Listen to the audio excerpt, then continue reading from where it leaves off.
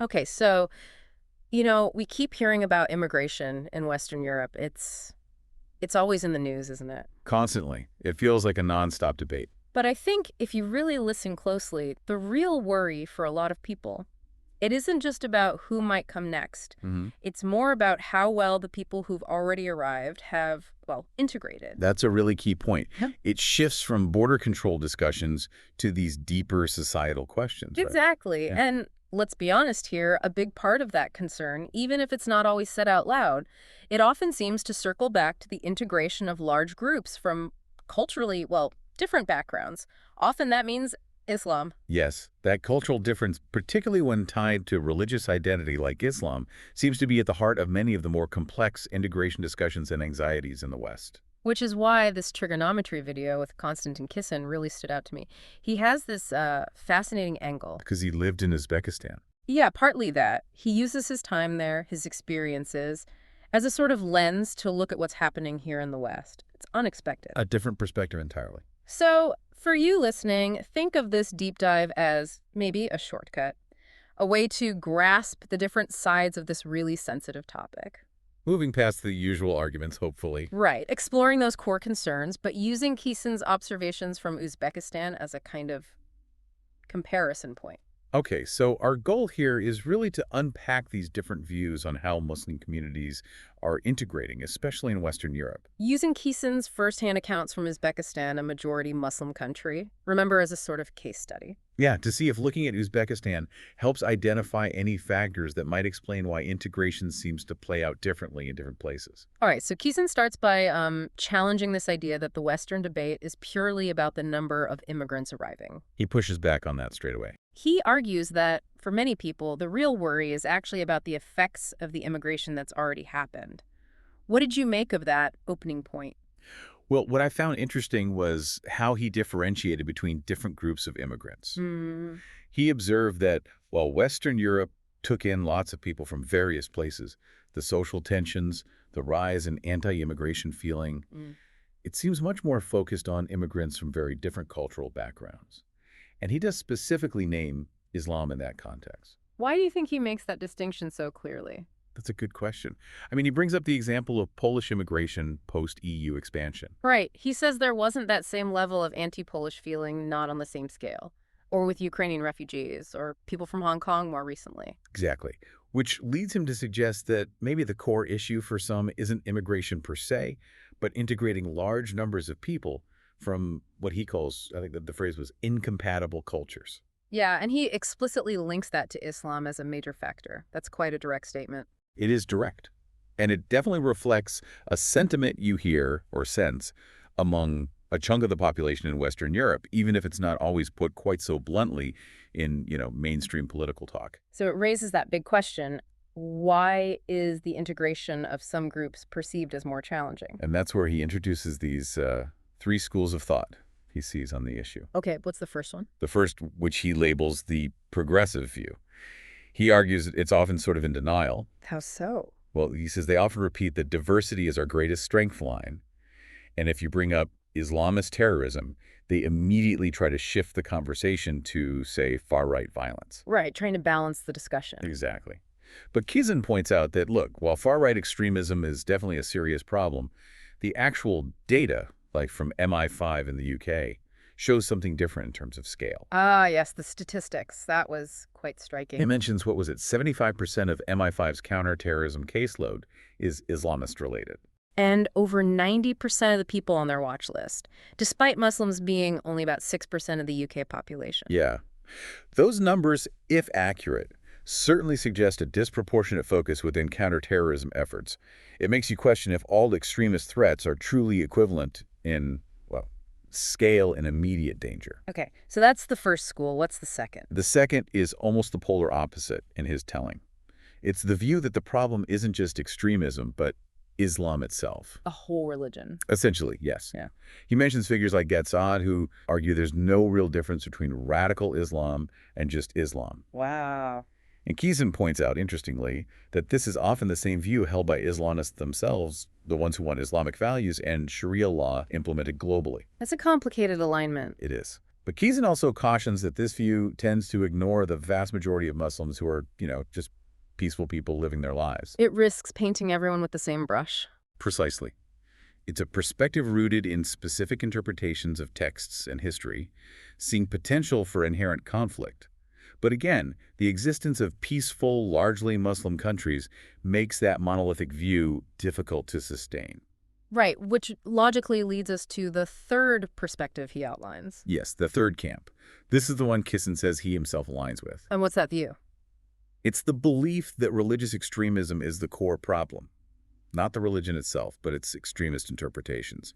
And crucially, it's seen as a problem that might actually have solutions. Okay, so focusing on the extremism element specifically. Exactly. And this is the point where his time in Uzbekistan becomes really relevant to his argument. Right, he lived there back in the late 80s, early 90s, and then went back more recently. What did he observe about Islam there that stood out? What seems really striking is how visibly Islamic the culture is, yet it seems to coexist with a successful containment of extremism. So Islam is very present. Oh, yeah. He talks about seeing mosques everywhere, hearing the call to prayer, people wearing traditional clothes, Islamic names being common. Islam is clearly a big part of the cultural identity. Okay, but there's always a but, isn't there? There is. At the same time, he notes alcohol is easy to buy, widely available. Interesting. And most women, especially in the cities, wear secular clothes, jeans, skirts, that sort of thing. Not predominantly headscarves or hijabs. Apparently not in the cities, generally. He even tells this little story about a woman dismissing headscarves, saying they were brought here from Turkey and weren't really traditional Uzbek wear. Huh. So it paints this picture of a society where Islam is definitely present, culturally significant, but maybe practiced more privately or integrated differently for many people, less overt in some ways. It does suggest maybe a clearer line between private faith and the public square. He also mentions that churches and synagogues are protected. Even though most Christians and Jews left. Yes, mostly for economic reasons, he says, not because of persecution, which hints at a level of tolerance for other faiths, at least historically or officially. Okay, so visible Islam, but also secular aspects and some tolerance. What about the extremism issue then? How does Uzbekistan seem to handle that? Well, this seems to be the real crux of it for Kissen. He reports an apparent lack of a major problem with radical Islam there, compared to some other places. How do they achieve that, according to him? He quotes a guide who basically laid out the rules. You can do what you want privately, but if you want a government job, no headscarf for women, men shave their beards. Wow, that's very explicit. Very clear lines, it seems, between personal religious expression and participation in state institutions. A definite secular boundary in public life. And he had that anecdote, didn't he, about the father being fined? Yes, fined, because he sent his daughter to school wearing a headscarf. That really highlights how serious they seem to be about keeping the public sphere, like schools, secular. Which suggests a very deliberate policy. It does. And then there was that conversation he had with a Muslim woman in a cafe. What did she say?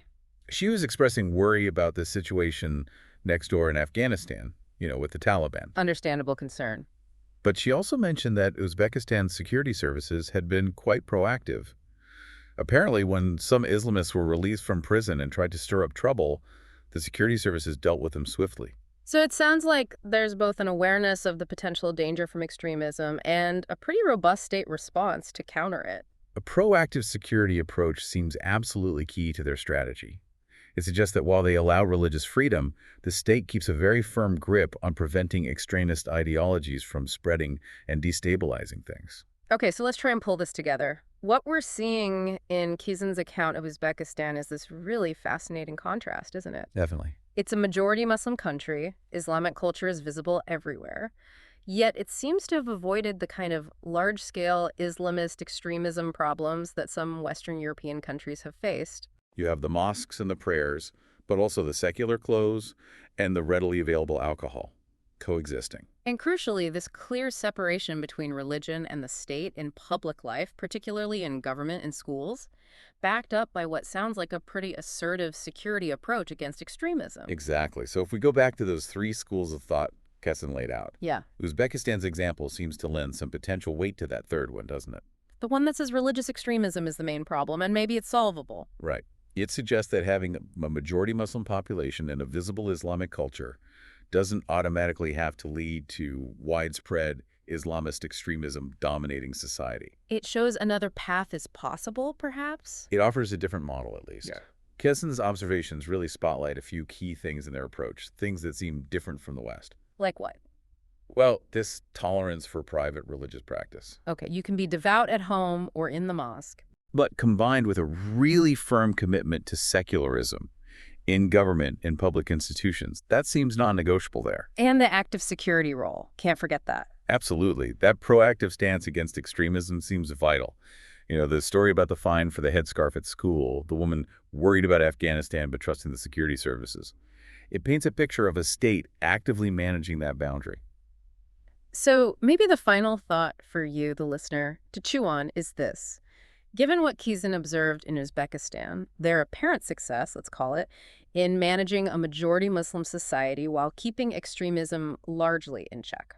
What specific parts of their approach might be worth thinking about or at least debating in the West? Yeah, things like that balance they seem to strike between religious freedom and very clear secular lines in public life. And the role of proactive security measures. Are there aspects there, maybe not replicable exactly, but that raise questions for Western countries facing similar integration challenges? It definitely pushes you to think beyond the simple labels and maybe consider the complexities in a more nuanced way. A different framework for a difficult conversation.